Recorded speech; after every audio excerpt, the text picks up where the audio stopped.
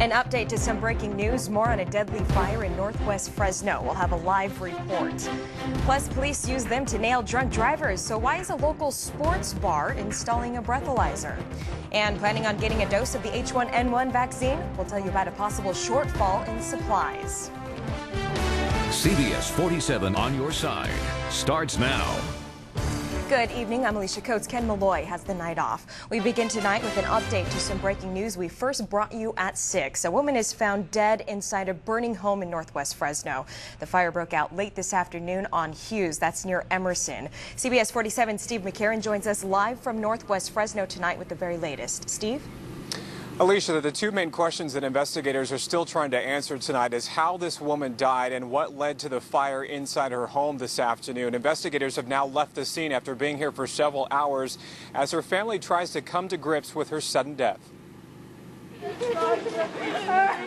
An emotional afternoon Friday for the family of a northwest Fresno woman found dead inside her home. Firefighters discovered her body after putting out a small fire that broke out inside. Neighbors called 911 after seeing smoke just after 4 o'clock. You can see the big gaping hole in the smoke. I mean, the smoke was so overwhelming that you can smell it all through the house. This woman says she was cooking in her kitchen across the street when 5 to 6 fire engines pulled up.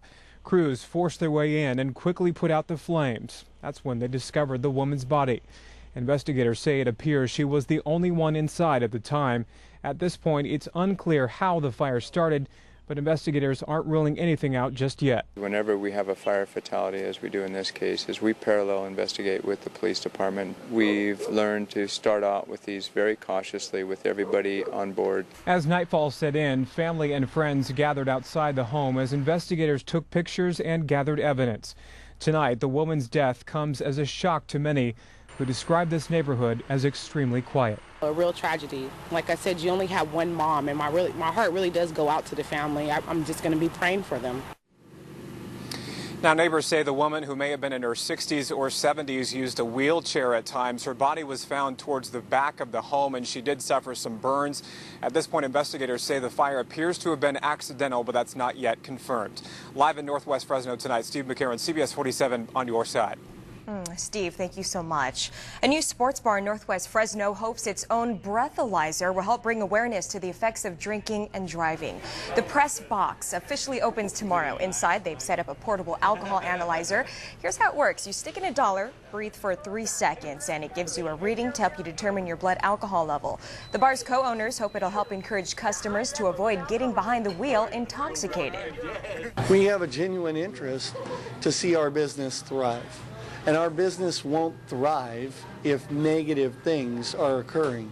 DUIs are not positive. I am appreciative of the fact that the owners are trying to raise the awareness, but people should not rely on that machine to determine whether or not they are legally intoxicated in terms of driving under the influence.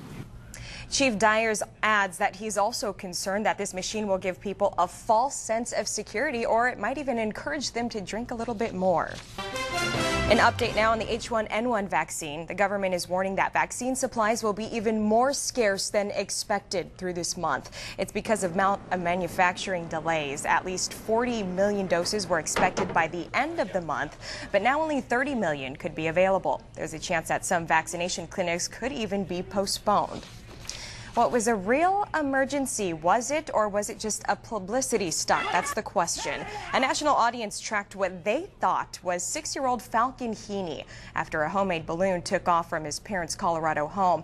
Turns out Falcon was hiding at home during the entire ordeal, which, by the way, lasted several hours. But there are questions about whether the incident was planned after the so-called balloon boy let a strange statement slip during an interview last night. Watch and listen. You guys said that we did this for the show. Wow, well, Falcon's father, meantime, insists the young boy was just confused. He says his son was talking about camera crews at the house after the boy was found. But then I looked to the right, and there's like 30 camera guys there. And anyway, one of the guys had asked him if they could show him how he got up into the attic. And it was for a TV show. So that's what he was talking about. Investigators say they don't believe it's a hoax, but they still plan to re-interview the family tomorrow. Well, earlier for our web poll, we asked, do you think Balloon Boy was a hoax? Here are the results of our informal poll. 83% says it was a hoax, while 17% said not so much. Well, fog season is starting to return to the valley. With the rain from our recent storm, drivers on Freeway 41 had a bit of a foggy commute this morning, and we're in store for some more fog tomorrow. CHP says dense fog can lead to huge, deadly pileups, and we're on your side with some ways to stay safe. Always drive with low beams on day and night. Avoid crossing lanes if you can. Roll down windows so you can hear traffic.